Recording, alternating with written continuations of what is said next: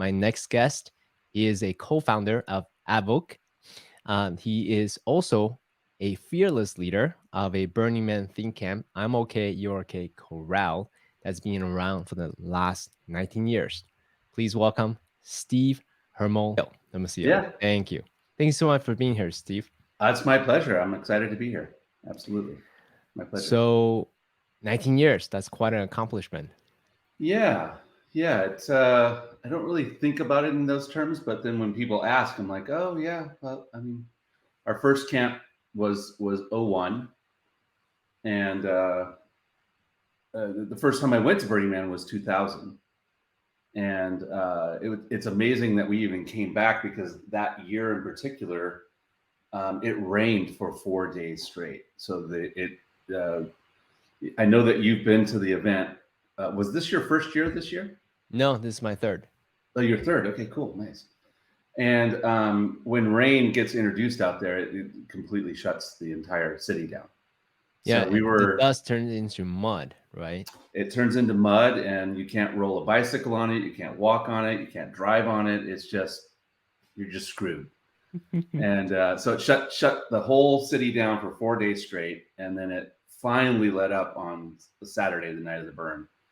Wow. And that was an eye-opening experience, and then it inspired myself and a few others to want to bring something back. My wife and I were in an RV pulling out in the year 2000, and we were looking out the back window, and I said to her, I don't think I could ever come back here and not want to be a part of this community. Uh, all we did that year was take. We were takers. We were not participants. Mm. And going into it, I had no expectations, and so oftentimes when you have no expectations, and then people are just gifting you things and showing you things, and there's a different spirit that comes out in people out there. It was very inspiring. It changed like how I would want to interact with humans.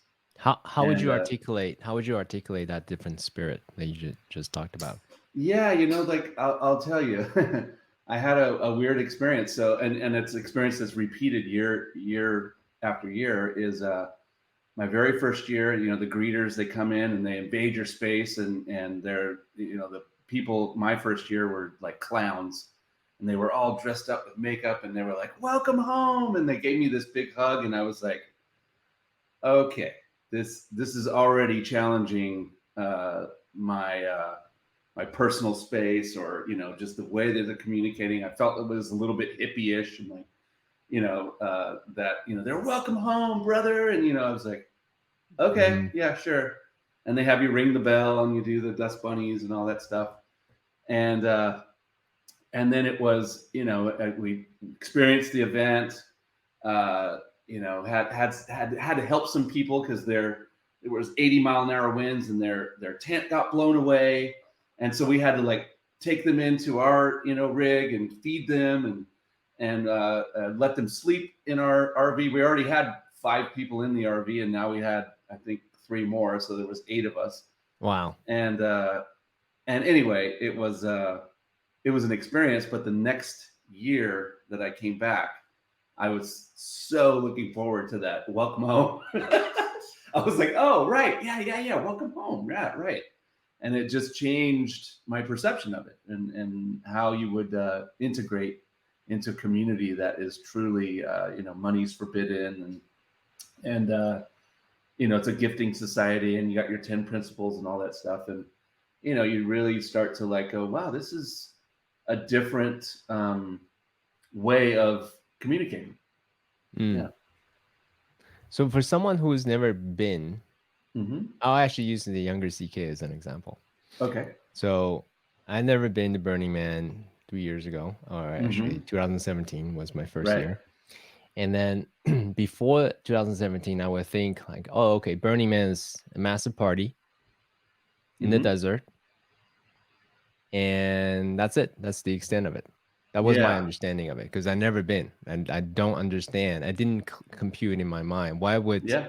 you want to do a massive party in the middle of a Hmm. desert in the heat with no shower, no power, Right. right? And obviously, I am now a convert. I'm a, Hmm. Hmm. right now evangelizing for Burning Man. Sure, sure. It's a Yeah. different experience. So if you don't mind going into paint a picture for people who's never been, who just imagine it to be a party, a festival, right? Quote Yeah. unquote festival, Coachella esque, right? Sure. What Yeah. would you say to them? Well, that's not really it. How do you describe a I Burning I Man? What's think Burning Man to you? I think that it can be interpreted in so many different ways. Um, so let's take this event that's in the middle of the desert. There's no resources. Uh, you're, exposed to the elements. You've got severe cold, severe heat, wind, dust. Um, the best way I can put that is it's a giant asshole filter. And so think about that. Okay. So think about if the event were held in Golden Gate Park. Well, that would be a disaster because it would then the cities would be involved, and of course there's issues with BLM and police and all that stuff at Burning Man too. But you'd have this really regulated event. It would be very accessible. Um, people would stay in hotels, so then there breaks the communal part of it. There's just so many barriers to entry of the further you bring it out and push it into this remote area that is really not hospitable in any way, shape, or form, that sets up a platform for people that really want to be there, that truly get it, and they want to go out there and they want to participate and they want to see art and they want to dance in a theme camp. They want to go have a beer in a camp like ours, or they want to ride an art car, or they want to go meditate. A lot of our campmates are super into yoga, so they hit the yoga camps in the mornings and do all that. There's something for everyone out there, and there's even a kidsville where kids run around in this centralized section. I've only been there once because I had some friends that had kids out there, and that was strange to me. I don't like necessarily kids in the environment just because I think it challenges a young mind, although I've had good experiences with young minds out there too. So I don't know, I'm still divided on that. But getting back to your core question, you were asking me to describe it. I think that the event is it will challenge. Uh, if you're truly open to the experience, it will challenge how you interact. One of the key components of a camp, our camp, is I always try to pack it with about 10% of people that have never been. And Oh, we have our you have tried a and virgin trues. quota. Yeah, we have. I do keep an eye on that because Mm. that perception heightens the perception of tried and true members. I have people that have Mhm. been in the camp from the very beginning, people that have been with us for 15 years, 10 years, 5 years, but there's always that small contingency of folks, and it doesn't necessarily happen by design, but I do have my radar up, and I do Mm. kind of shoulder tap some of my core members and go like, hey, what about that person? Because I met that person at a barbecue 6 months ago. Those people would be fun out there. Any interest, Mm. you learn to kind of spot key um, indicators about the way that people already talk or already think about things, and you're like, that those people should see this. And Mm. sometimes I go literally out of my way. I'll have Mm. a friend or an associate or something, and I'll literally go out of my way to be like, hey man, I have this camp at Burning Man, and I think you'd be great there. And Mm. it's a curation over time, and I've had many of those same conversations with some of my best friends, and took them out there. And yeah, it does change their perception, and it does add to already a deepened connection with that person. Some of them aren't as deep as others, but you do get this sense of community, and that you're going out there um, to build something. That's another big topic that I'm sure we'll get to in this talk. But Yeah, and actually, so before we talk about sponsorship, effectively, what you're talking about, how do you mm-hmm, sponsor new people? mm-hmm, I want to double click on a theme that you had just talked about. You want to maintain 10% of people who see Burning Man for the first time. yeah, And I'm recalling a conversation I had with a podcast guest, Jun Yoon.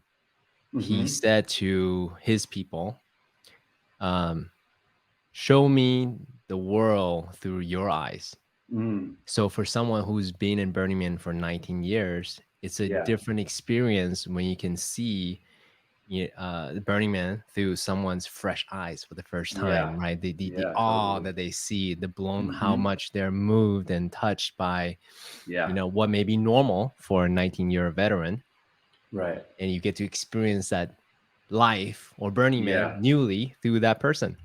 totally, totally. I had a wonderful experience this year with a young lady that uh, very corporate job, and very successful, and sought this out for herself. She was a friend of one of my best friends, and said, I want to be, I want to go out there and see this thing.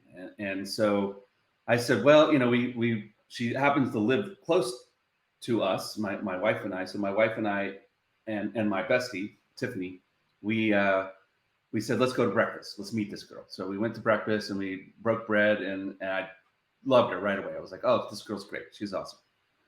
And then I, explained, hey, you do understand it's a working camp. There's uh, there's a lot of upfront work, and then there's work on the back end. Everything in between is just fun.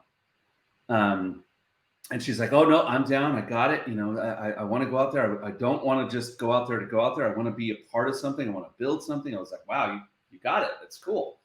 So we go out there, and we get out there the day before the event opens, and we set our camp. We had a record time set. We set the entire camp in one day, which has never happened. It's usually a 2-day ordeal. But we had a solid crew this year.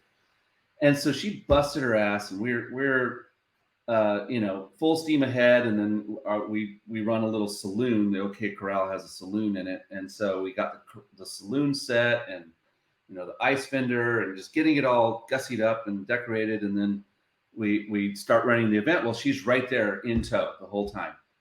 And then now we're into Monday, and she's like, man, I am having the best time. And I kind of casually mentioned, like, have you gone out to see the art? Have you gone out to the playa? And she's like, no, I don't know what you're talking about. And it just dawned on me. I'm like, no one has taken this girl out to see what's going on out there. And she had no idea that there was even an open playa with art on it. And I was like, okay, get on your bike. Like, we got to go out here and see this. And it was just fun to see it through her eyes that way. She's like, I had no idea. I didn't know that this was going to be this vast, or that it was going to be that prolific. And she truly had a transformational experience this year. It was fun to see it. I get a little emotional about it, because you see it through their eyes, and then they come back, and she's sending me messages like, that really changed me. It was really profound. And I'm like, yeah, good for you. That's why I like to have virgins in the camp, because it renews even the reasons that you're there. That you're like, yeah, this really is exceptional. This really is unusual. And I've said this to other people. Name another moment in time, and it doesn't matter when, where the only purpose was to celebrate life and art, and commerce is forbidden, aside from all the obvious expenses that it takes to get your ass out there. But name another moment in time where something like this has happened. I don't know what that is.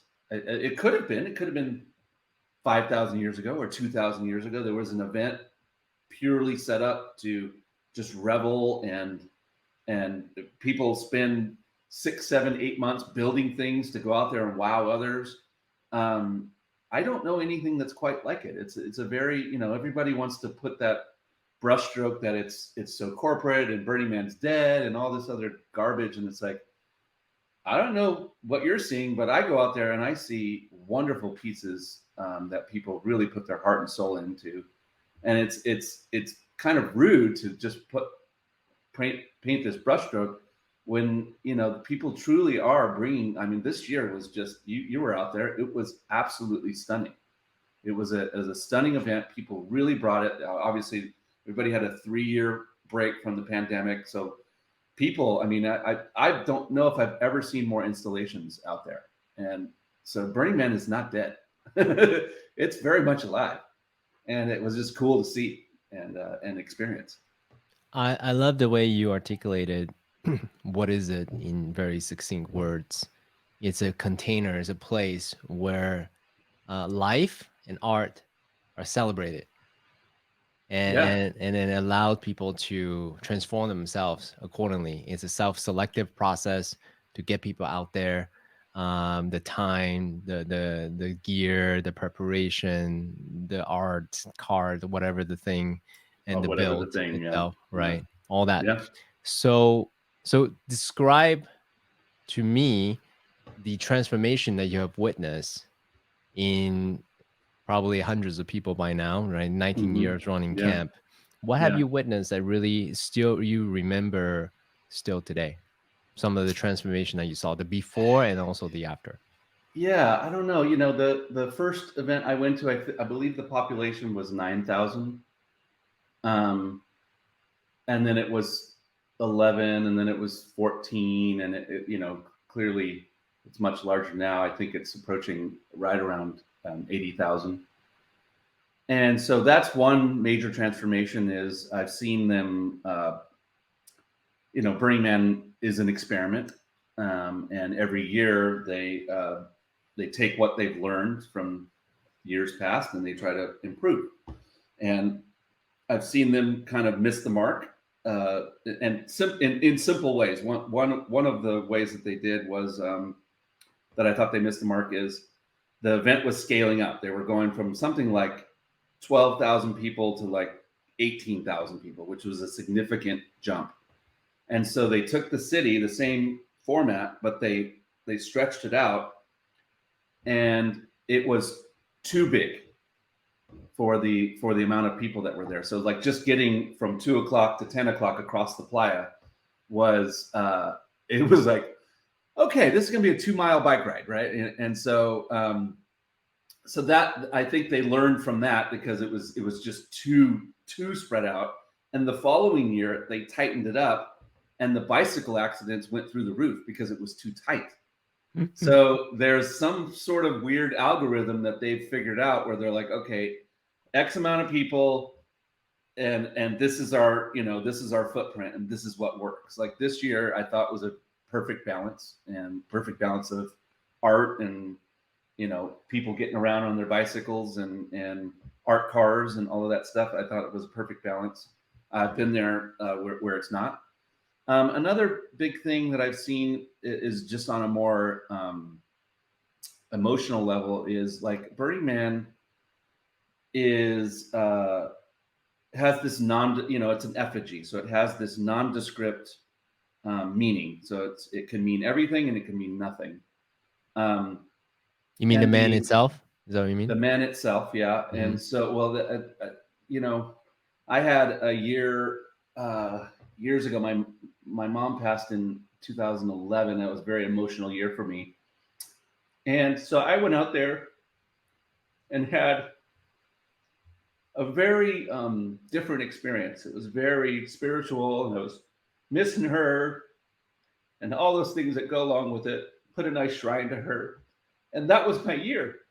And it was cool to experience, but at the same time, um, that was the reality of it, you know. And then I've had years where everything is gelling, and my relationships are great, and my kids are doing wonderful, and you go out there and just, you know, revel in it and truly like push into it and experience it. But that's what I mean, is like it has this meaning that changes year by year. and you never know what what you're going to get until the months leading up to that event. And you have to make space for people that are, you go out to the temple, and you've been out to the temple, and a lot I'm of people. actually interviewing the architect of the temple this Ah, year. wonderful. It was Yeah. such a beautiful effort this Yeah. year. He Yeah. knocked it out of the park. Hmm. And you go out there, and obviously it's a very somber experience. And sometimes I go out there and I'm just like, just observing and other people in their pain, but I know what it's like to be there, so I have to be there to empathize, but I'm not necessarily in tears. Hmm. Whereas other times, and clearly I'm a crybaby, so other times I'm so exposed, and I get out there, and I just get pulled into it, and it might just be from something that I'm personally going through, or a loss or something like that, and it just has a completely different meaning. And yeah, it can be very heavy, but also um, cathartic. Hmm.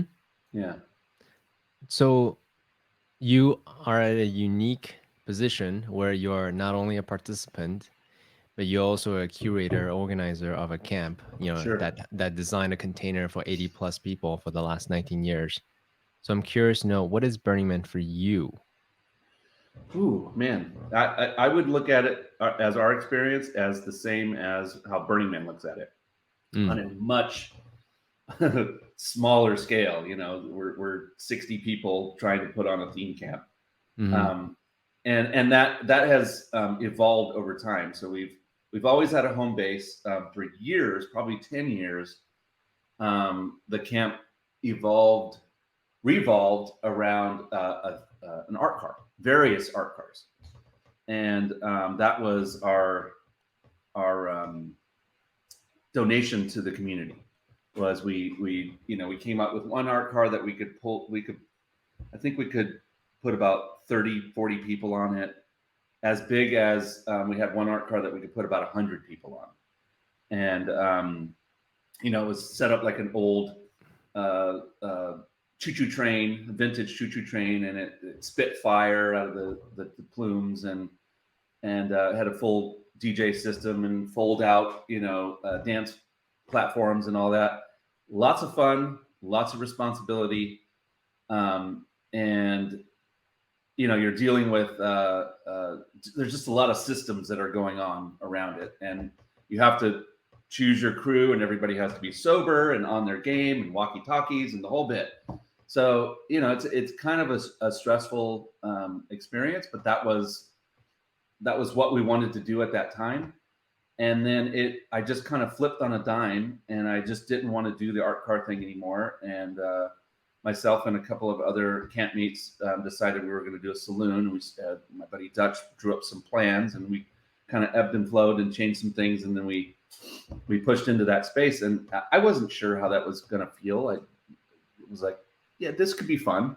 And then we took it out there, and man, it was a blast.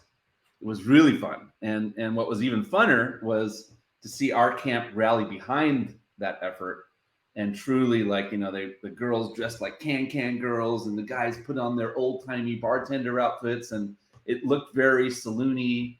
And yeah, it was really cool to be in the middle of that and seeing all this creativity swirl around it. And you're like, all of this emanated from just a conversation of us just kicking this ball around, and we wanted to do something that complemented the name of the group already, which was I'm OK Corral. Mm. And so it's just a natural segue into a saloon.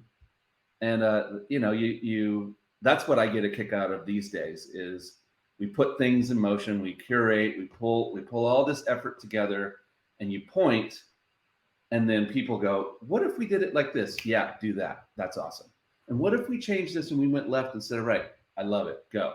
And people start to make it their own. And all I'm doing is just pointing this and kind of pushing it towards an end goal. But then I love it when people want to take it and make it their own, and make it better. And Mm. that is for me, being at the middle of that and seeing all that creativity swirl around you is fantastic. That's one of the key reasons why I go back every year is just to experience that So and if I'm see it. hearing you right, it's a playground to co-create with your campmates. Yes. what new Love it. ideas, experiments that you may want to do. Yeah, it's a So, good so way of let's putting it. actually talk about that for a bit, Mhm. because the operations of Burning Man or running camps, uh, in my mind, is, let's see, the opportunity, but also the challenge, Mhm. because it's voluntary based, right? There's no, Yeah. you know, No sort compensation. of Yeah. compensation type of thing. Like Yeah. you don't pay for things. It's all Uh-huh. voluntary basis. Yes. So, so how do you run that operation? For 19 years. I mean, that in itself, again, an accomplishment for 19 years, right? So, Yeah. So mhm. for How did you? years, yeah, for probably the first 10 years, I arranged everything myself. And that was, it's something that I did out of joy. And so, you put as much as you can into it. That makes sense. And some years the efforts are greater than others. Um, but the end goal is that you're trying to create something that wows people when you take it out there, and it's all for Who's the sake people? of Who's people, by the way? um, for people that are at Burning Man. It's an experiment in art. It's an experiment in an experience, and also for the camp. I do it really for the camp as well. I love the co-creativity and all the things that I described earlier. But about 10 years into it, I met this woman named Deb, and Deb was highly organized. And I just saw that about her, and I said, hey, I shoulder tapped her, said, hey, I want you to come with me out to this event. My wife and I were dear friends with her, and we said, hey, we want to show you this. And so she came out, and she was brave enough to get her butt out there, and she had a blast. She loved it. And I'm like, great, you're the mayor. So I created my counterpart, Mm.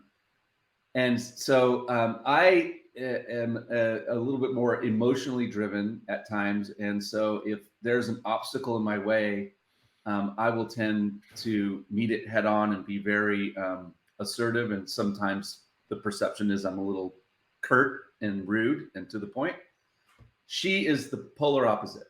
So she is a Southern girl. She kind of has a Southern drawl, and she just has this sweet way about her, and that's the way she comes across.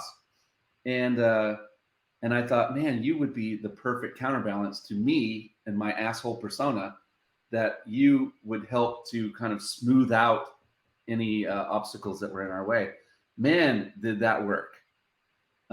She really brought a great arm to the effort, and she started immediately buddying up to some of the vendors that we rely on, like the water vendors or the fuel vendors, or even Burning Man itself, and just getting us great real estate. She just personalized all of those relationships, and not only just uh, reached out to them and developed a relationship with them, but then was like became their friends year round. And they would like send, here's a picture of my dog and Christmas, or things like that. You're like, wow, you actually created a community out of this, which is something that I probably would not have done. Mm. Is because I'm busy running, companies with my partners, and but she just had the patience and the time for that, and it's helped immensely on our standing within the community, because they I believe we're viewed as a really solid camp, because we keep getting invited back every year, and we keep getting great real estate placement. So By the we way, very so much speaking of appreciate it. speaking Yeah. of, Hmm. what's great real estate placement? Because people Well, mention it, and then I don't really understand what are yeah. the sort of So the priorities or the hierarchy of yeah, real it estate in all general. depends on um, what you're doing. So, like if you're a sound camp, obviously the corner of 2 o'clock or the corner of 10 o'clock are pretty damn good, right? I mean, those are the pinnacle spots. Those are the hot zones, and then everything down, that graduates back down A, B, C. Those are all that's considered great placement if you're a sound camp. Mm. If you're an interactive camp and you truly want, just a collection of people just stopping in constantly, then you want to be on the Esplanade. right? So you might, Mm, you that would be considered that's prime time real estate, right? mm, What I've learned is I like to be slightly removed from the esplanade. Um, so we got shoulder tapped about 5 years ago, 6 years ago, to be a part of this experiment that they were doing in the portals. So they call them the 3 o'clock and the 9 o'clock portals. And mhm, as you go down 3 or 9, you have these stopping points. They're turnabouts, and mhm, they usually put a piece of art in the middle, and then they place these camps all around the portal.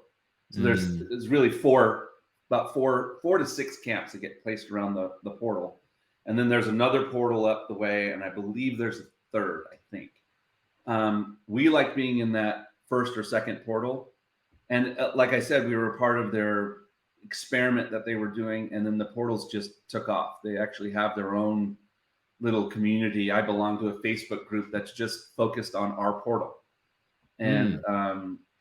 it's run by one of the placers, and he goes out of his way to make sure that the camps are talking to one another on social, and is anybody bringing a you know does anybody have an extra cooler, or does people start making requests? Tools are a big thing, right? Does anybody have Mm. a rotary hammer or a sawzall that they can bring? We'd love to borrow it from you. Where are you guys at? So people start to interconnect that way, It's like a and just neighborhood share, type of yeah, your thing. neighborhood, and you're sharing resources. Or Mhm, we'll mhm, this year we were next to the post office. We were right next door to them, and we were sharing a fire lane, and they were just really nice people. So we were going over there and say, hey, come join us for dinner. Dinner is a big part of our um, group every night. And so especially when you look at the dinner cruise and you can see they've got more food than we can consume, we start going and shoulder tapping the neighborhood, like, hey, come over, we're doing couscous and kebabs, or we're doing it's hamburger and hot dog night, or it's Italian night, whatever it is. um, they we start to integrate with our neighbors and bring them in to break some bread with us. mm. I love it. Like, community within a community. Yeah, yeah, Huh. yeah. How important is that? Cultivating relationship with your neighbors and Yeah, I think that's one of the key components to the event. It comes in a variety of forms. It might just be that you're just want to meet your neighbors and break bread with them, and it also might be like this year we were having major problems with our generator, mhm, and we didn't realize that the generator required DEF fuel. It's a DEF fuel additive, mm, and um, so I started looking around for large generators in our community, and right across the street was a generator that was almost the same make model as ours. So I went over there and just had a casual conversation, just saying, "Hey, we didn't realize this required this." Mainly because the generator that we rented for the last 10 years didn't have it. So this was obviously a huge upgrade. And sure enough, they had a box of the fluid that we needed, and it kept us going for 3 days. We ran out again and shoulder tapped somebody else and kept us going for another couple of days. So, it goes both ways. of If course. we like to reach out to our neighbors and say, hey, come over, come have a drink with us, be very neighborly. But then on the other hand, you're like, hey, I need something here. We screwed up. And so, it goes, I think it's very important Mm, to have a community within your community. Yeah, for sure. I love in Okay. years you've been curating people that Mm-hmm. come to your camp. Yeah. And I know a couple of people, actually Mm-hmm. Isaac, Michelle, Oh, and Isaac's one of my yeah, Isaac favorites. is amazing, and, the Yep. founder of Second Life, I forgot his name. That would be Philip Rosedale. That's right, Philip. Great Yeah. guys, right? So, Wonderful. Yeah. yeah, so what when you make your selection, because these are first-class citizens, my experience of your campmates so far, and what sort of, mental models do you think about when you think, "Oh, okay, this person would be great for this camp?" because Yeah, we're all there's a about, whatever. yeah, I don't know. That's a really tough question to answer. I'll give you, I think one, we've just been very fortunate to curate people like we have. Like it's happened over a 20-year span. Um, the you know it the thing I get a kick out of is that Burning Man is not a vacation. For some people, it is. Um, but the way that I position the camp is like, hey, this is a working camp. This is a giant pain in the ass, and it's a Actually, why don't you say considerable. more about that? Because there are different kinds of camps, Yes, right? The yeah, kinds where you just show up, do very minimum, and you yeah, have staff taking care of things for you, plug and plays, and then versus the working camp yeah. that We you don't describe. participate that way. So, to educate people who aren't Yeah, familiar, can you talk a little bit more about the spectrum of different camps? absolutely, yeah. So the camp, everyone in camp has a job, and so it comes in a variety of ways. So we can only take X amount of people with us for set. So this year we had, I believe, 26 people, and Wait, what? so we Set? What is that? for camp set. So you're setting the camp. So Oh, oh, you build. come in a day or two early. Yeah, yeah, yeah. Burning Man wants you to have the camp operational by Sunday, which is opening day, and so we typically will show up either on a Friday or a Saturday. Logistically, I couldn't get there until Saturday morning, so that was it. It was what it was, and I had multiple rigs all converge in one spot, and then we have storage in Gerlach, so we went to our storage and put it in a 24-foot trailer, and then we took that caravan and went into the event.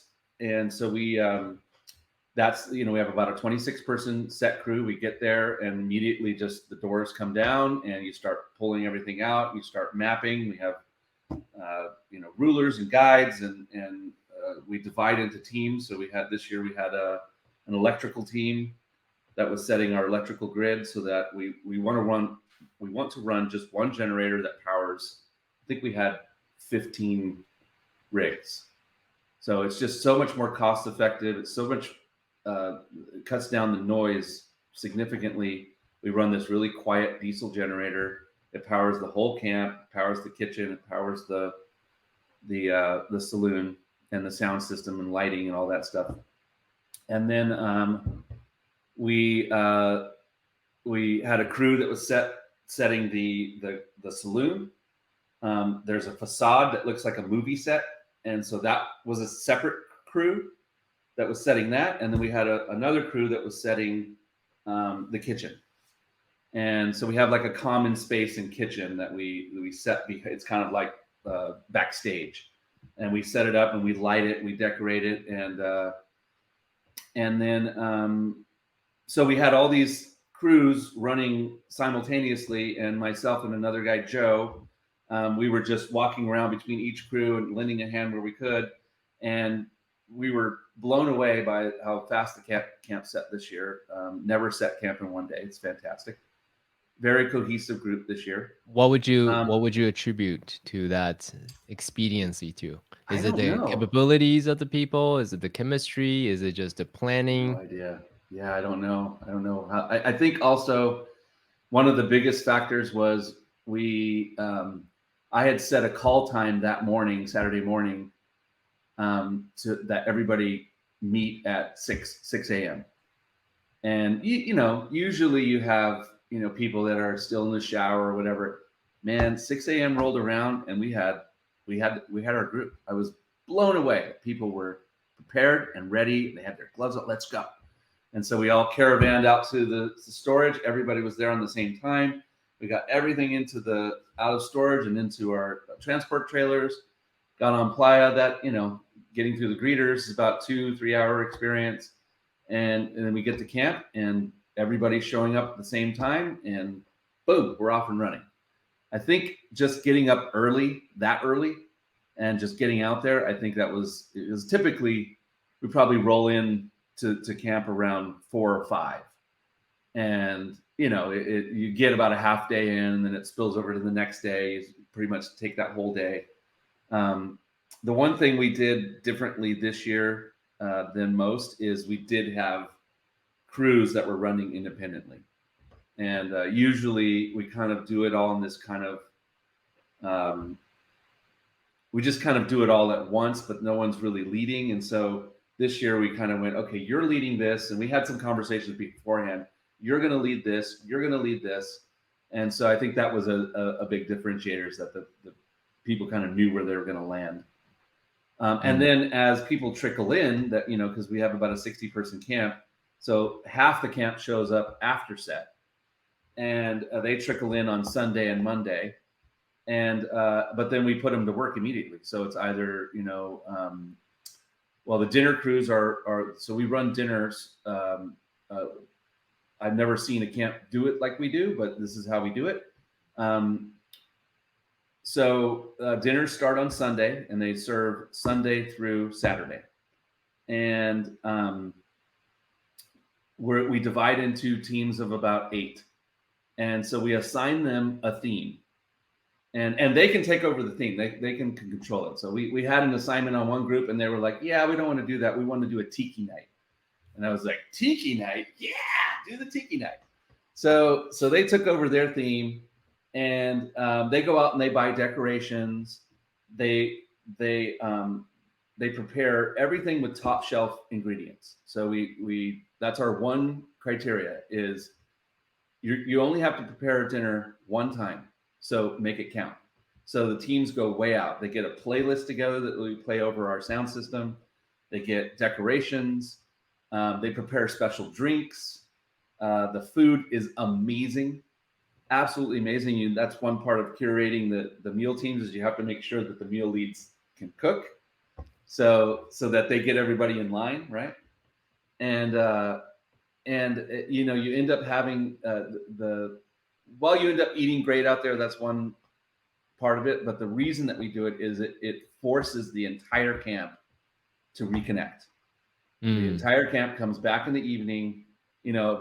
This person got up early and went to the temple, and this person went and saw art, and these guys went and danced at some day club, and on and on. Everyone's having these experiences. There's no way for 60 people to just have the same experience all together, but they do have the same experience in the evenings. And we typically serve around 7 to 8, and it's just a way for everybody to just kind of reconnect, have a nice meal. What did you guys do today? That team gets praised because they always bring it. So we usually have a little clapping ceremony for them, and everybody greatly appreciates it. But they plan, they cook, they prepare, they serve, and then they clean up. So it's a 6-hour ordeal, and it's kind of a pain in the ass. And some people don't get it. Like this year, we had a couple of versions that just absolutely did not get it.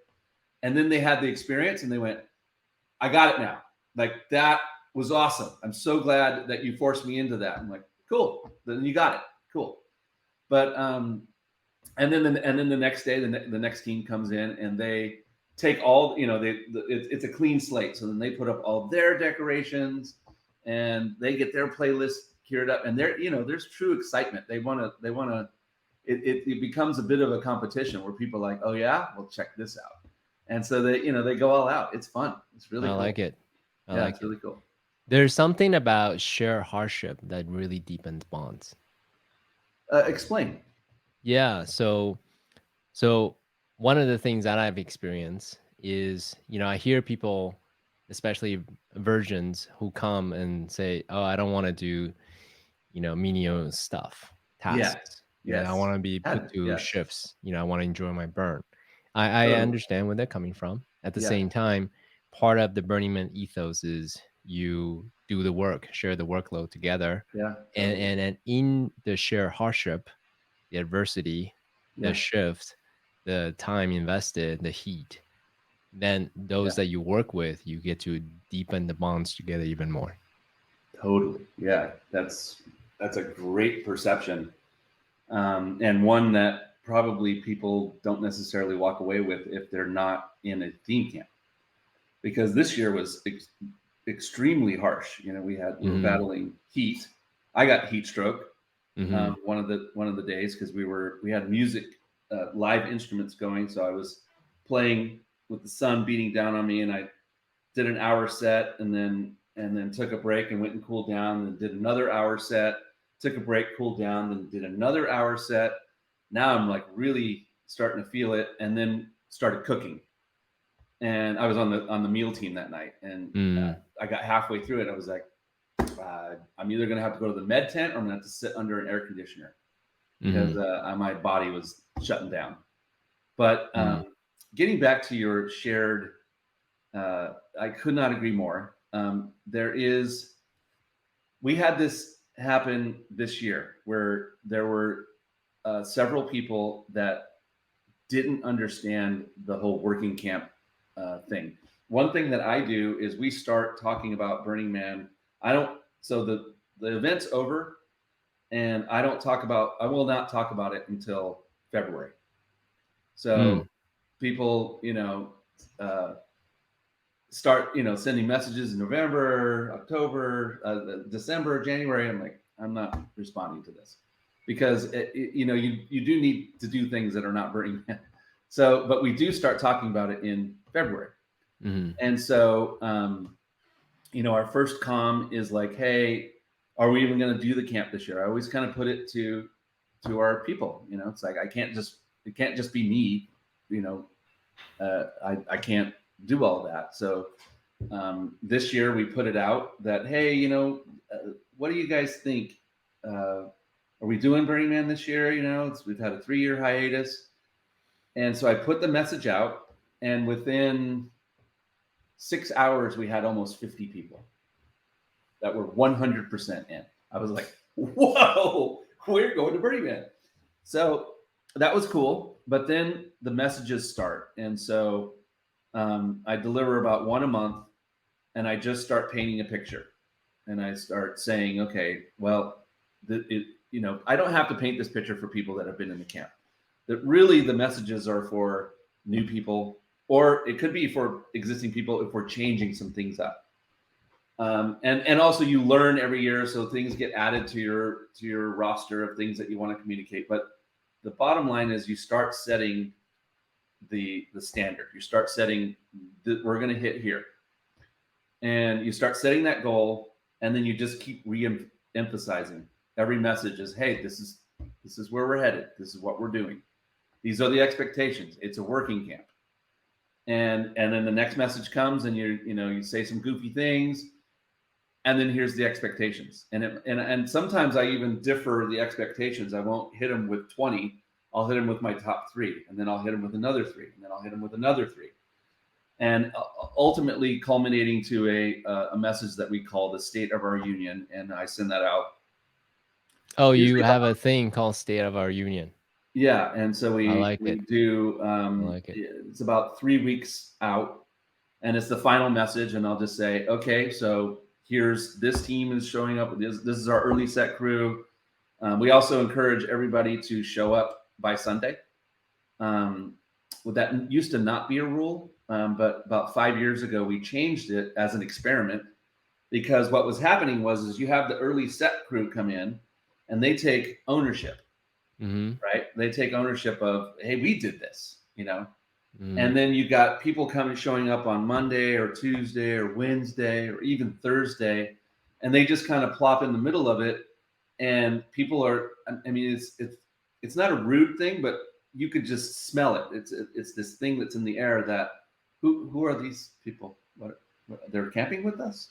Because Mm-hmm. we just busted our ass and built this whole thing. And Mm-hmm. you kind of see, I've seen it for years, where people start to. I love that they take ownership of it. And then we just kind of drew a line in the sand and said, well, here's our early set crew, and these are the guys or the guys and girls that are going to help us set.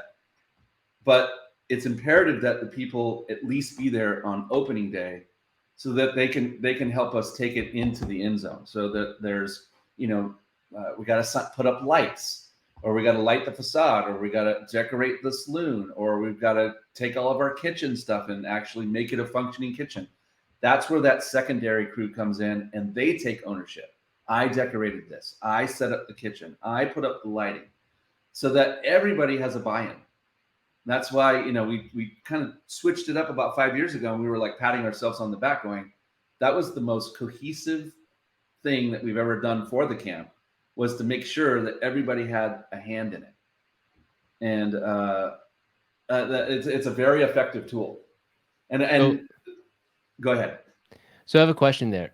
Because it's a volunteering organizational, Mm-hmm. effort.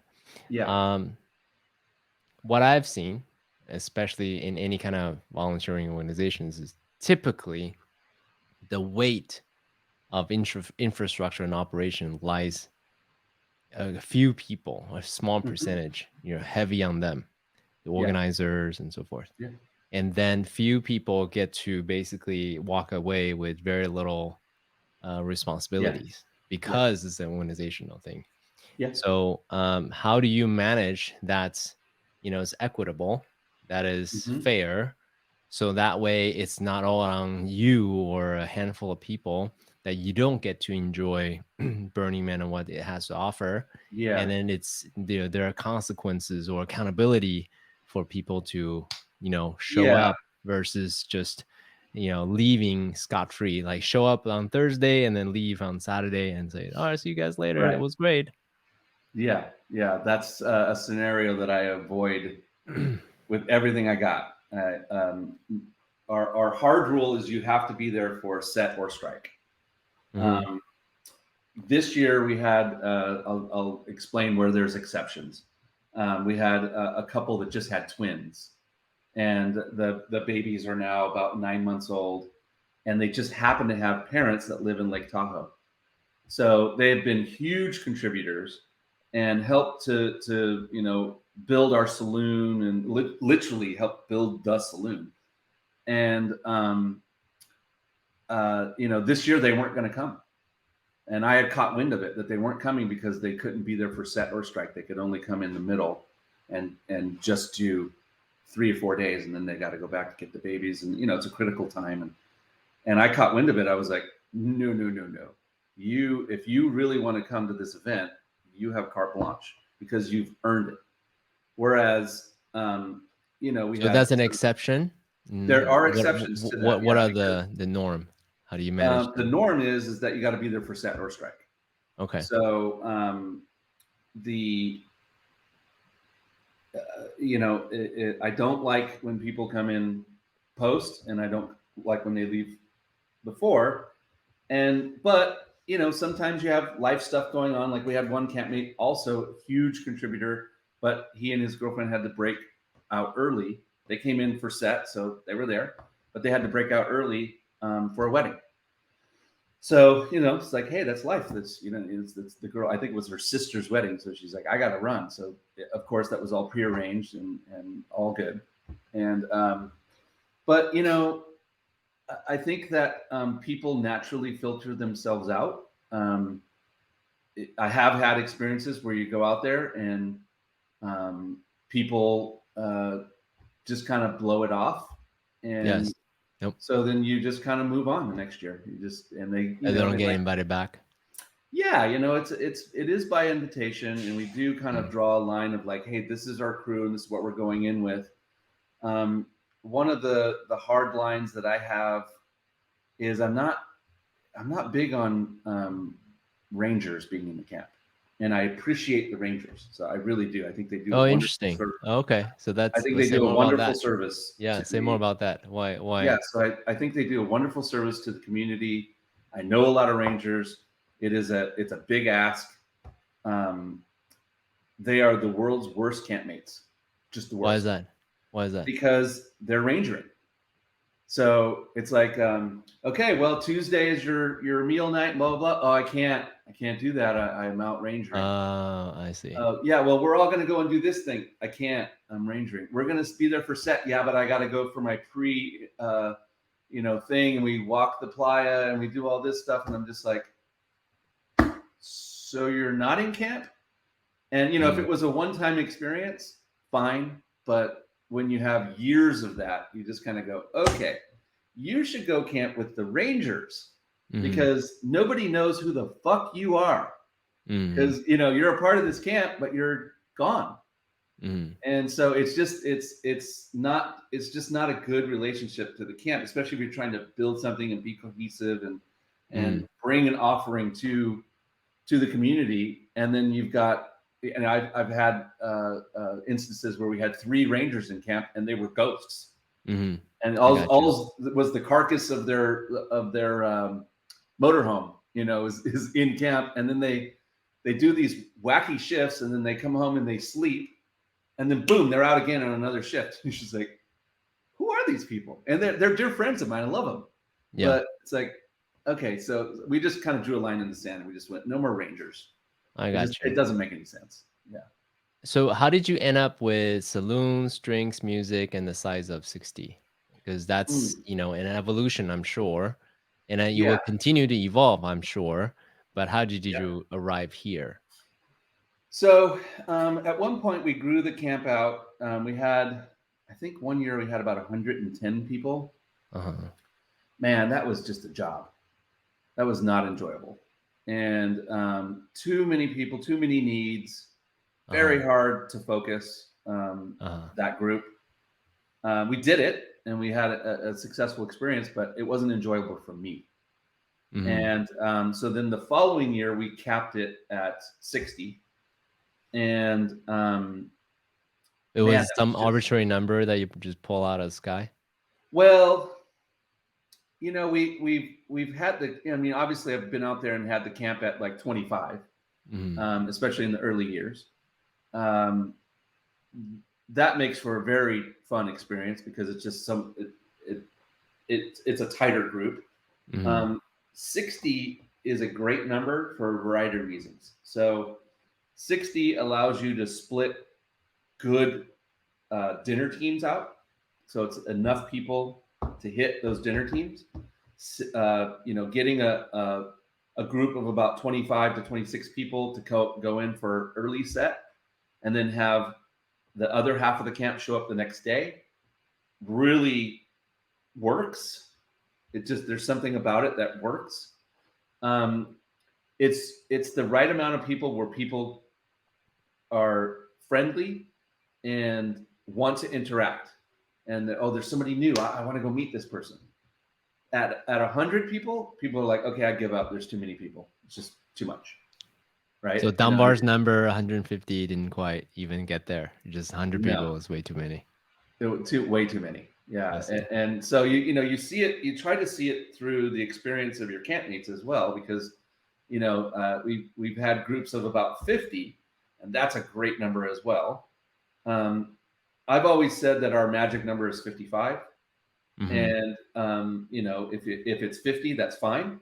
You can still get by with that. If it's 60, it just creates a little bit of a buffer, Mhm. where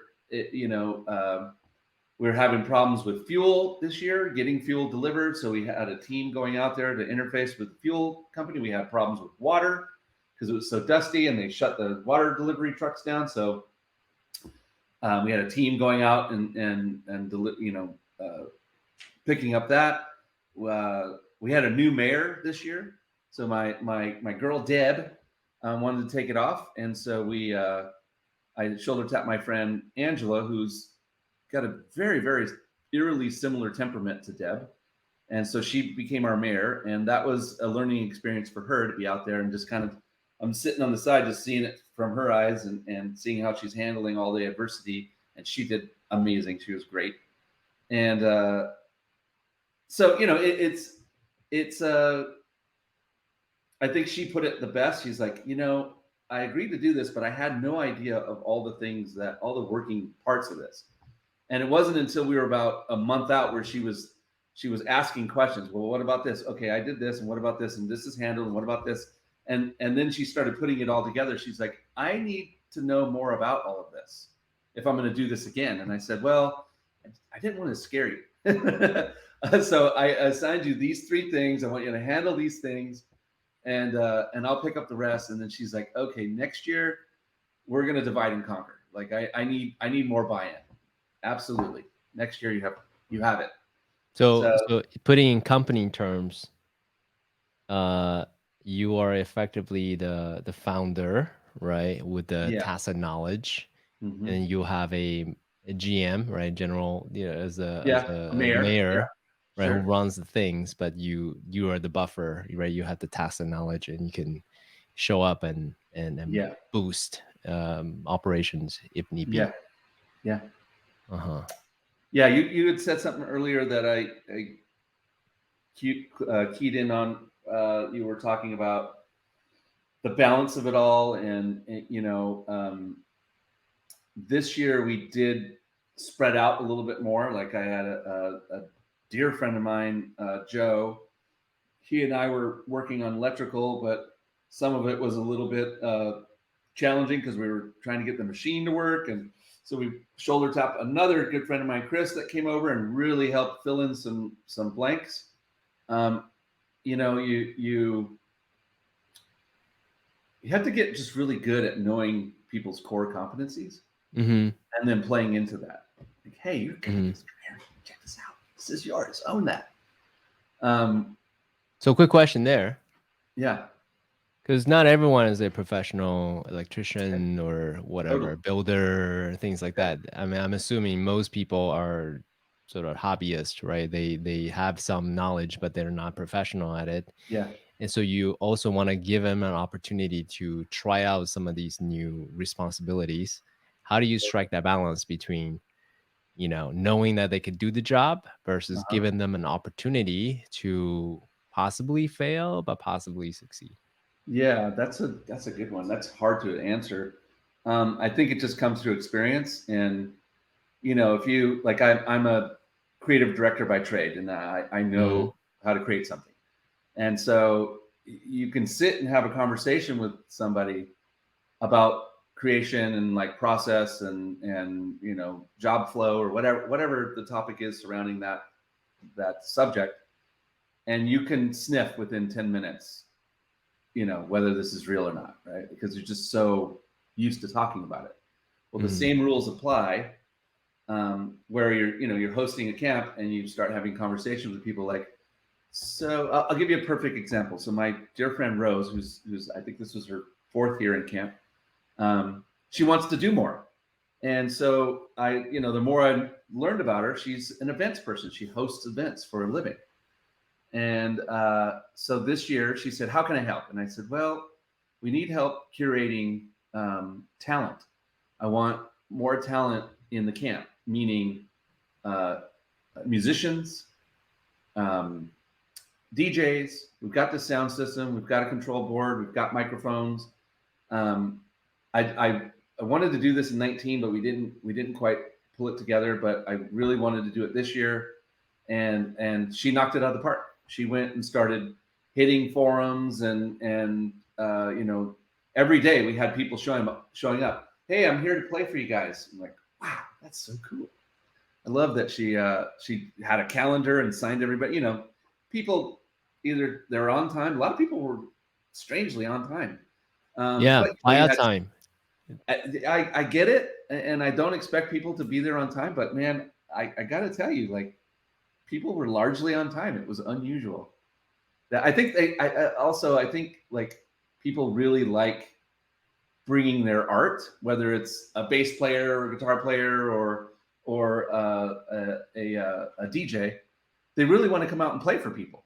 They're there Mhm, to do that because that's their gift. So mhm. we have this platform, and they show up on time, and they're ready to show people a good time with whatever way that comes out, and it's cool. We had a great people I had never met before, just coming all just through reaching out and shoulder tapping people. And one would show up and they would have a 3 hour set, and then another person would come in and have a 2 hour set, and another person would come in and have a 1 hour set. I was like, man, that is fantastic. It was really, really inspiring to see that culminate just by her asking a question. Can I take this and run with it? Absolutely. I love it. So yeah, So she on killed it. That's awesome. So on that, so it sounds like there's a culture of accountability. And There Michelle is. actually, yeah, Michelle actually Yeah. made a point about the okay, his observation of being there the first year. Hmm. He said you had the perfect balance of accountability and openness. Yeah, that's How definitely like happened over time. Yeah. yeah, if you could concretize, so again, make your response, to someone who may be thinking about starting a camp or running their camp for the Yeah. first year, and it was Yeah. a disaster because people weren't accountable to the thing. Hmm. What would you say to these aspirational camp organizers so that they can hit that balance Yeah. between accountability and at the same time openness, democracy, right, flow, all these Yeah. beautiful Yeah. qualities that the playa provides? Yeah. Well, that's a tough one to explain, but let me give it a shot. So, definitely there's been an evolution over time. I mean, I always take into consideration that Burning Man is comprised of volunteers, and people are out there because they're pulled in for whatever reason. They want to go see the art, or they want to go dance in a nightclub, whatever it is. Um, so I always take that into consideration, that I want them to have their experience. I don't want it to be this job. But The at the same military time, camp. yeah, military camp. But at the same time, over the years, you have people that are truly, they they understand what it is that we're building. So, if I was bringing out a group of virgins, if it was a 90 virgin camp, which I've actually seen camps do this, where they bring out all these volunteers, and man, it's just a clusterfuck, man. It's crazy because it's there's no cohesiveness. They're all strangers, and you've got somebody leading the charge, but you even see how they lead the charge. They're like, it's like a job, and they're trying to do big things out there. I'm like, okay, all right, that's cool. Don't want to do that. Um, uh, so you mentioned Philip Rosedale, right? So Hmm. Philip is a doer, and you know this just by a conversation, right? But then he comes out there and he starts, all right, well, I don't really know, but I'm a logical person. I don't know how to do, but here, let me just, and he's just in. He's just a very visceral, hands-on kind of guy. And so Michelle, well, Philip introduced me to Michelle, and Philip's like, don't worry about it. This guy knows. He's got it. I'm like, cool. I say no more. I didn't. I usually I'll sit and like break bread, or just at least have like a video conference just so that I could get it like a feel. Nope, didn't need that. All I needed was Philip to say, no, dude, this guy's gold. Cool. So we that's a no brainer. The people that are a little questionable, that's who I'll go after and try to understand, and then work with them to set expectations. I even had dear friends out this year, dear friends of mine. Like, I love these guys, but they were like, complaining. Okay, what are we doing? We're gonna build something out there, and then you want me to be a part of a dinner thing, and this is sounding like a lot of work. I'm like, trust me, just trust me. And then I had other campmates working on them too, just like, just give it one shot. And we went out there, and we all it took was for them to get sweaty and to see results, right? So we set camp. They were part of the set. This is a virgin going out there and saying, I want the whole experience. So we set camp, and that's all it took. Just 6 hours of work, and he was like, I get it. Like, there was just this excitement. You can see it in his eyes. Like, I totally understand now.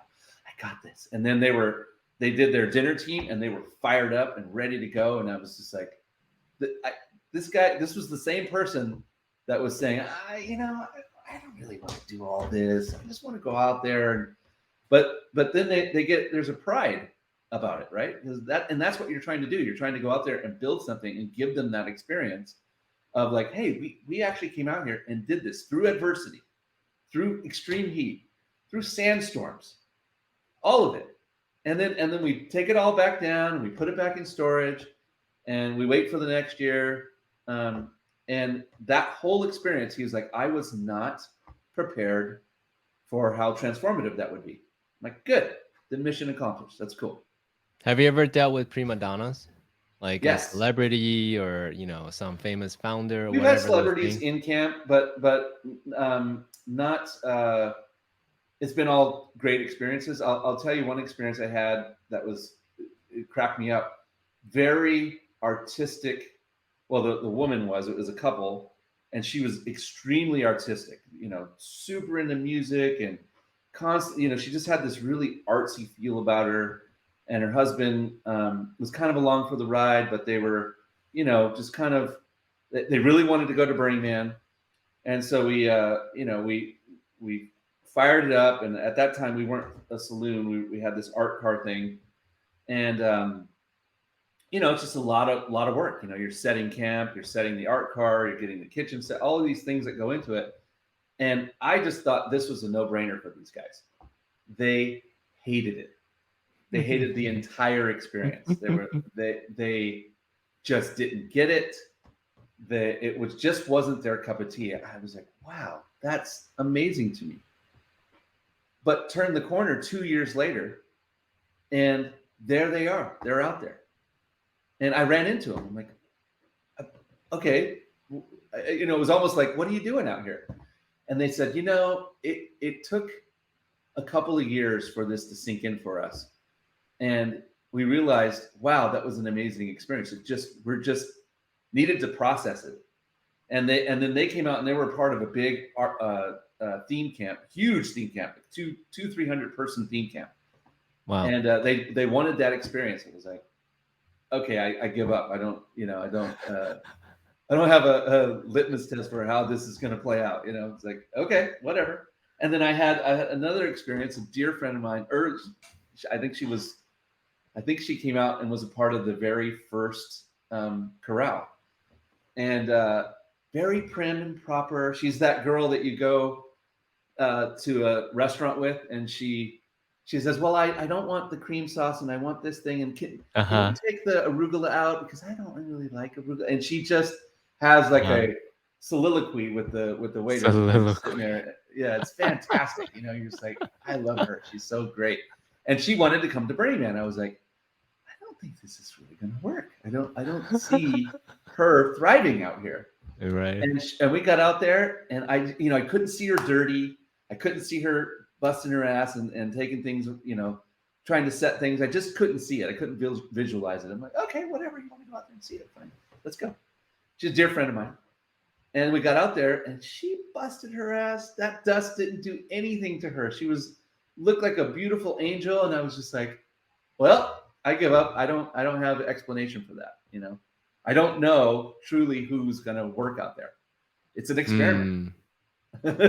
So what I'm actually getting from this is whatever preconceived notions that we may have about this person, like, oh, this is gonna be a great burner, may not be. This is not gonna work. May totally work. Yeah, you just don't know. Yeah. Well, the other thing that I've seen, I mean, obviously, this is 20-year history, is you have this interchange of people. So this year, myself and my wife were the only original campmates in camp. So, it started out, we took a group of 20 out, and then that grew to like 35, and that grew to 50 something, and then it went all the way up to 100 and something people, and then we started ratcheting it back. And there's been, people have kids, or they get married, or they move, and it's no longer convenient. There's just, life gets in the way. You might have an ailing parent, whatever it is. There's no longer room in their lives for this thing. And so you have these batons that are being not literally tossed, but there's these swaths of people that are exiting and people that are entering, and then that exits and enters, and that exit, it's cyclical. It repeats onto itself.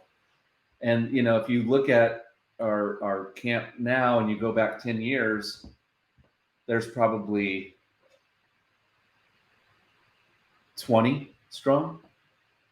Mhm. And if you took a camp from now and you went back 20, I mean, clearly it was just my wife and I were the only core members. But then what's cool about that too is you might have members that haven't been in 5, 6 years, and you're like, okay, well, it's not their thing, and then they're like, okay, we're coming, and there's no, it requires no effort. They literally plug in. They know they got it, and there's no like, okay, guys, this is how this is done. There's just none of that. Right. They The just efficiency, the communication, they yeah, already that got it. it's like, oh, you've been here for Yeah. you've done this 10 times. Yeah. And even though they took a 5-year break, they plug right back in. They're there for set. They bust their ass. They're great for the dinner teams. They're there for strike. They totally got it. Yeah. And you're like, yeah, that requires no brain activity. It's like they're on autopilot. It's great. So on that note, I want to ask questions about continuity and community, but I want to wrap up what we were talking about, the striking a balance between Yeah. accountability. Okay, Yeah. so real quick. So you had talked about people who complied and who gets it right away. What Mhm. about people who just didn't get it, didn't comply? Yeah. What do? Do you watch them? Do you just sit down with them and tell them like, hey, this is really important and the consequences such? Yeah. Right, those type So of conversations. How do you manage the people who don't comply, yeah. who didn't get it? So I've only truly ever gotten upset with someone, I think twice. And one was a person I didn't know, and they were a referral, and the person that referred him said, "Oh, this guy's he'll be great," and I was like, "Okay," and then these just really oddball questions started coming over, and it was really he was getting a little forceful and wanted to march to his own drum, and it was just like I just went back to the person that invited him. I'm like, okay, tell me who this person is in your life. Oh, well, he's a friend of a friend. I'm like, wait a second. So this isn't your like dear friend? And he said, well, no. I mean, I know him, but I don't. He's not like one of my in my inner circle. I'm like, okay, so you're gonna now uninvite him because I don't want to deal with this guy. Too many like oddball things. He's getting a little rude. This is your problem. Take it off my plate. I don't want to deal with this guy. So that was one instance. Okay. Another was we had a guy come in. It was a couple, but he just completely missed his dinner crew. He unfortunately was a part. He had all the ingredients, but he let them go bad. I mean, it was just a clusterfuck through and through, and it was very frustrating. And so I literally, he was the only person where I've ever walked up to him and I'm like, dude, you're not going to be invited back. Like this pissed me off because he was just so aloof. And I, he was a referral from another friend. I'm like, okay, you get this guy out of here. Like it was just a bad experience. And just, he was almost combative about just being in step with the camp. He was a nonconformist, which I get. I'm a bit of a nonconformist too. All right, sure. Who isn't that goes to Burning Man? But we are trying to do something out there, and we are trying to create something, and it does take a cohesive group to step in unison. And it's a pretty simple ask. Be there for set or be there early, participate. You've got you've got saloon duties where you're slinging drinks to people that come in. That's just fun, and everybody looks forward to that. It's an easy ask. It's not a very complicated camp, and that's by design, right? I see people out there doing really amazing things. I'm like, I don't want no part of that. I just want to keep it simple. Say more about that, actually. Say more about that before we. Well, I Yeah. know camps that are 200 to 300 people big, and they bring out the fire effects, and they have the full concert audio systems, and Mhm. and it's an experience. I get it. I love what they're doing. It's so cool, and it adds so much flavor to the event. But they show up a week in advance to set that thing. Mm-hmm. and they have cranes coming out, and Mm-hmm. it's like, Mm-hmm. okay, Mm-hmm. I don't think I want to be a part of it. I mean, I literally camped next to them and saw these beautiful things go up. Like, I don't want to participate in that. I don't want to. It's just it's a it'll take a month, Mm-hmm. and then obviously it's really expensive. So they're fundraising Mm-hmm. throughout the entire year. In fact, I know a group that just went out and they just brought it, and probably 250 people it takes to pull that off. And a week later, they held their first fundraiser for next year. Oh I'm wow. like, okay, all right, whatever. It's like a decompression coming off playa, whatever. But Yeah. I don't have that in me. I don't want to part. I mean, I guess if it was my job and I was a promoter, okay, great. But that's not my job. And Right. yeah, I just want to keep it simple, and we have a simple footprint that we do, um, and we've got a good crew, and it's just a lot easier to pull off. Does that How answer your much? question? Yeah, you Kind of did. what Thank the you. And it core didn't was. sound like there's a lot of corrective, smackdown, so to speak. Other than you don't get invited back. Or Yeah, you. there's been just a few people over time that just weren't pulling their weight, and you know I usually won't step in, and I might let a year or two go by and like, hey, come on, you try to bring this person along. They have good years, they have bad years. Um, but when it becomes, outwardly a problem, I've had some uncomfortable situations where you're like, let's just take a break, Yeah. and and then you double back, and that person is now a little butthurt, and you're like, okay, I understand. And I always, like I said, going back, I was saying something earlier.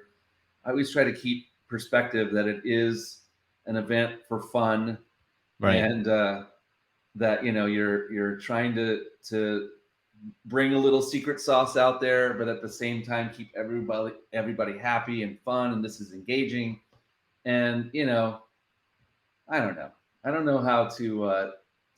I mean, clearly we have struck a line and said, okay, this is what it takes to be in the camp. But people typically will step up if you hit them continuously with, here's the expectation, here's the expectation, it's right here, this is it, and it happens over a 9-month period. By the time they get there, they got it. They understand. Okay, Yeah. I got to jump through a couple of hoops in order to be invited back. It's not Yeah. that hard. Yeah, it's easy. Got it.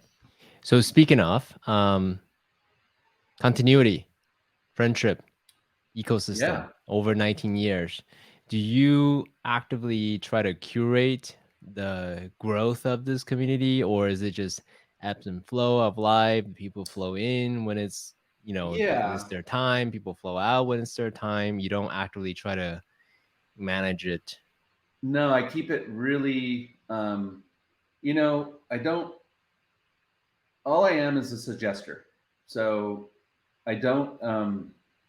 I don't try to hard sell people on it. I think people, if they're truly going to do something like this, they truly have to have their own reasons for going out there and doing it.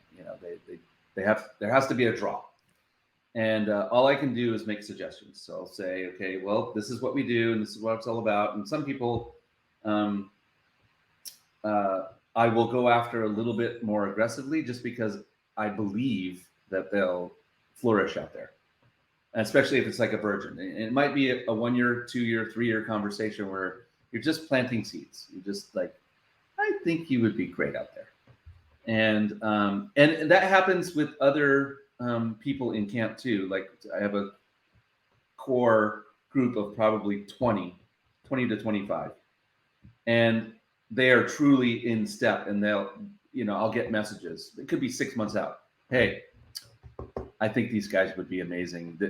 They'll give me like, the 2 paragraph rundown, like I got from Philip's wife, on Michelle and Chloe. of like, hey, this is who they are. This is what this has been their experience. This isn't their first burn. Blah blah blah blah. I'm like, sold, done, got it. We're let's move. Whereas other people might require a little bit more hand holding, especially if it's somebody that I'm seeking out. Um, uh, I will subtly suggest, Uh, and ultimately they have to come to the, I can't say, hey, this is what we're doing, you're coming with us, and I won't accept no, come on, let's go. It's like, I yeah, don't yeah. that's I I don't don't do mean that. the evangelizing aspect of it. Mm-hmm. I mean the Yeah. people who have been camping.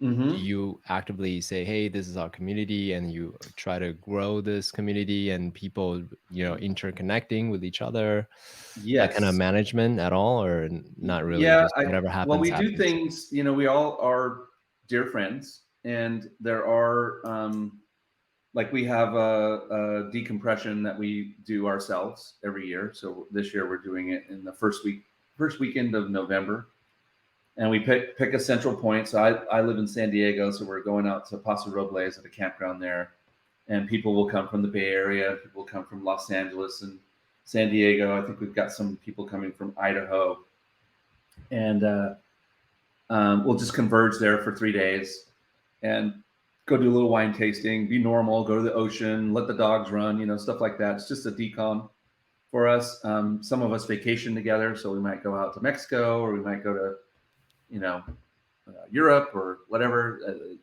That's always fun too.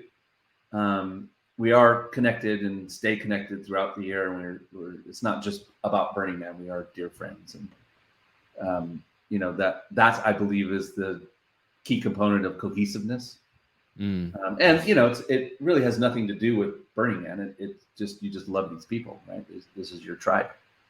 So, yeah. and this year, even though I had multiple experiences this year that were interesting to me. I had a girl that I was explaining that we took her out there, and she just forged ahead and flourished, and she didn't even see the open ply. It was that story that I was telling you about her. Her name's Carmen, and I loved seeing the event through her eyes. I had several campmates that I hadn't necessarily connected with strongly in years past, and I made it a point to go and just kind of sit and talk with them and hang with them. Um, and I got a kick out of that, And we had new campmates that one of them is a creative like me, and so we had a lot to talk about. So we sat for a couple of hours and just kicked that ball around about, being in an agency model and what that's like, and we just had a lot of commonalities. So I connected with her fantastically, and I don't know.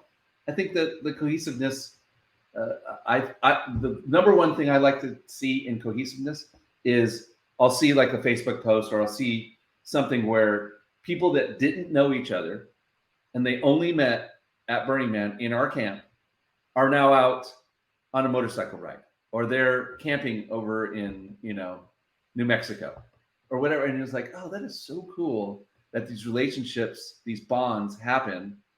And there's relationships that flourish and come off the playa, and boom, they're doing something with those people. And I just love to see that. I love that all culminates from this center point where we said, we're going to go do this thing as a group. And these people don't know each other, and now they do, and now they're friends, and now they're hanging. That's so cool. So it's part of the experiment, right? So would you say that's part of the success metrics, KPI, of putting up all the effort, all the work, all the fundraising, all of the shenanigans, that Right. people may have in moments? Well, ultimately, it is about the community, right? I mean, that's why I do it. I love, not only to give back to the strangers that we don't know, but we meet out there, but I also that's the thing I get a kick out of. I love that you take a group of people and you give them a common goal. You say, these are the things we're going to go do. They personalize it, and then we go out there and we run, and to see that come to life is a true treat for me. That's why I do it.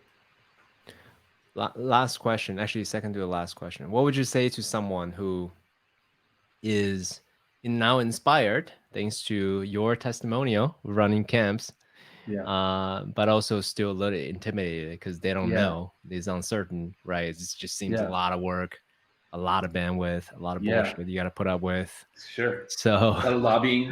yeah, Got to lobby lobbying, for position. exactly. Yeah, all of that So, stuff. what would you say to that person? Uh, I would say KISS. Keep it Mm, simple, stupid. So uh, I've seen plenty of people go out there and they create this lofty goal, and mm, some of them achieve it. Some of them go out there and knock it out of the park. But if it's super complicated and requires a lot of technology and power and all these things, and you're a first time person kind of going out there, it it I've seen a lot of people fail. You know, somebody shared a stat with me this year that I was amazed by. 30%. I think the stat was 30% of art cars no show. what does So that people mean? have to take an art car to Burning Man is an endeavor. So you've got to you've got to lobby first, and you got to like put your plans to the DMV, and then they've got to like sniff it, and there's I mean it's like it takes 2 hours to fill out their application, Mm-hmm. and you have to answer all these things about safety and lighting and the structure, and before you even get into this thing, you've got to have a fully baked plan. And here's what's screwy about it: you have no idea if they're going to approve your plan, but you got to start building. So you put the best plan you can together, and you throw it that their way, and you're like, I have no choice. I got to start building this thing because it ain't going to happen overnight, right? Some of these builds, I did a build that took 6 months. So you start in on it, and you might be 10 grand, 15 grand into this thing, just with your fingers crossed, just going, I hope these guys approve this because we are up shit creek if they don't. And I've never had it not approved, but I've had plenty of people that didn't get approved because I'm a planner by trade and I'm an artist by trade, so I can get renderings, pretty convincing renderings generated. And but the stat that I heard, somebody was telling me that 30% of the people that jump through all of those hoops and fill out that application and submit things and all of that, 30% of them don't even show up. That's Mm, amazing. That's incredible. mm, That's an mm, amazing failure rate. So, mm, for whatever it was, maybe they just didn't have the right team, or the idea was too complicated, and they ran out of money, which is obviously a thing. The art cars are expensive, and so for a variety of reasons, it never even sees the plat. mm, So especially if you're doing this for a first time, just keep it simple. Yeah, mm, do something simple, something that you can easily rally people around. It's not too.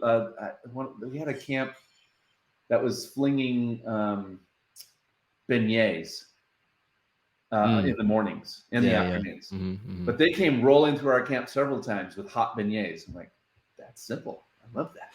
It's easy. Mm, Or our dear friends down the way, Altitude Lounge, um, Greg that heads that up. They build, I think it's a 6-story scaffolding. mm, They put these really bright lights on it, and you can go up the scaffolding and kind of see the playa from up there. And super simple offering, but it's something that they do every year. They've got it down.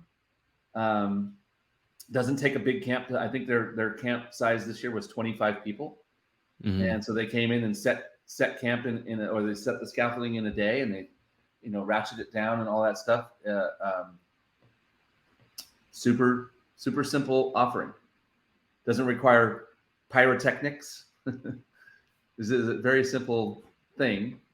And then I've seen people go out and do art installations in the open playa, and I greatly appreciate that. It's beautiful work that happens out there. Especially, I will check out your interview with the temple builder because wow, that was inspirational this year. He did an exceptional job. Good for him.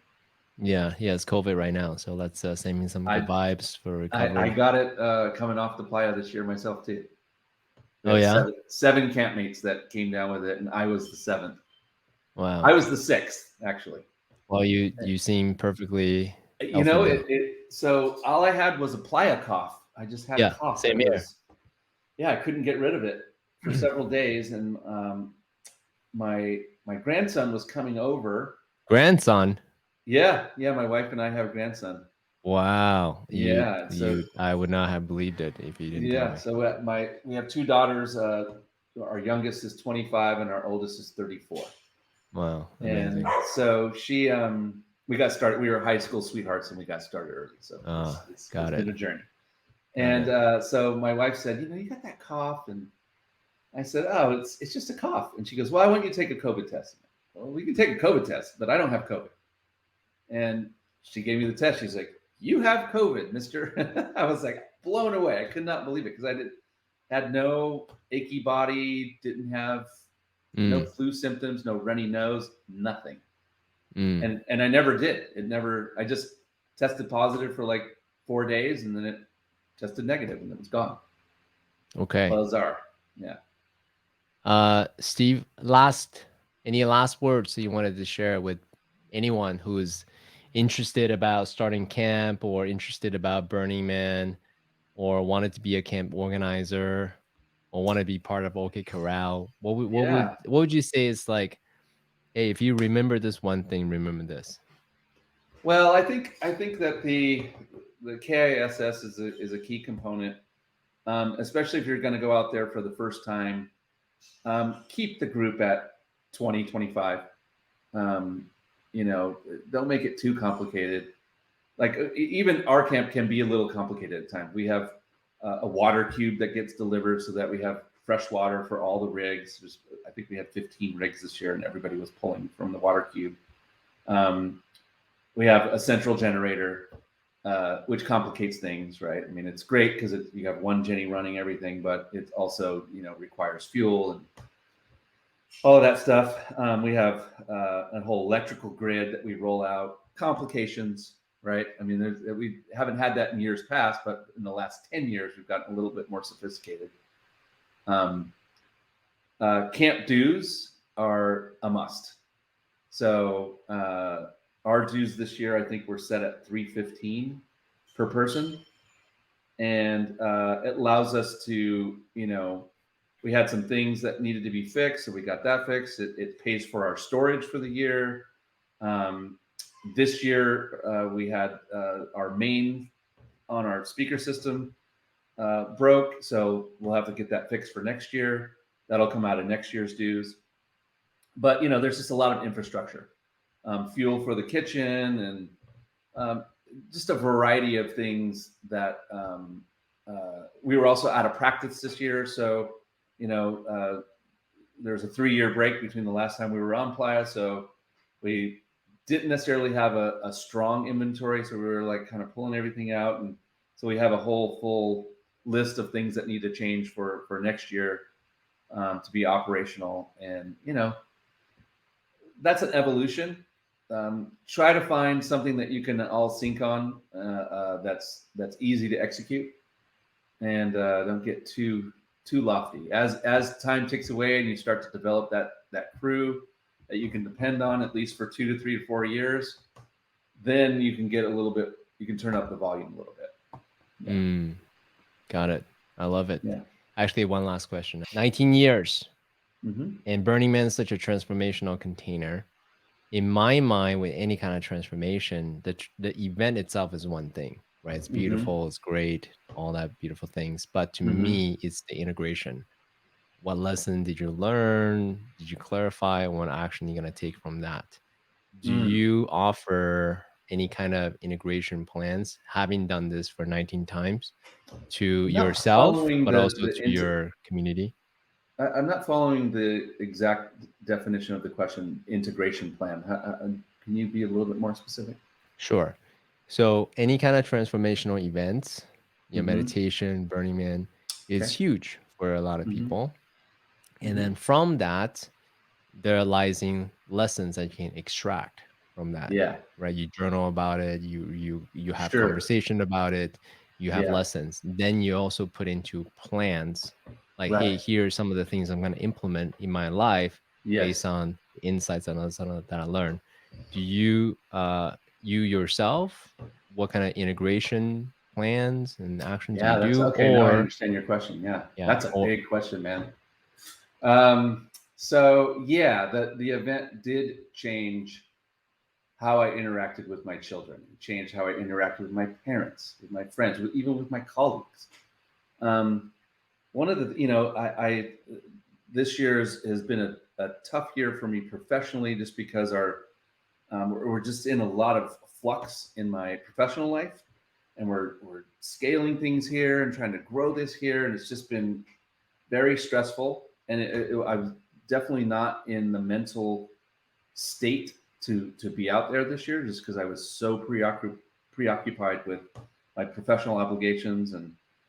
And then I had I got about halfway out there, and I felt like I was there for reasons to connect with joy.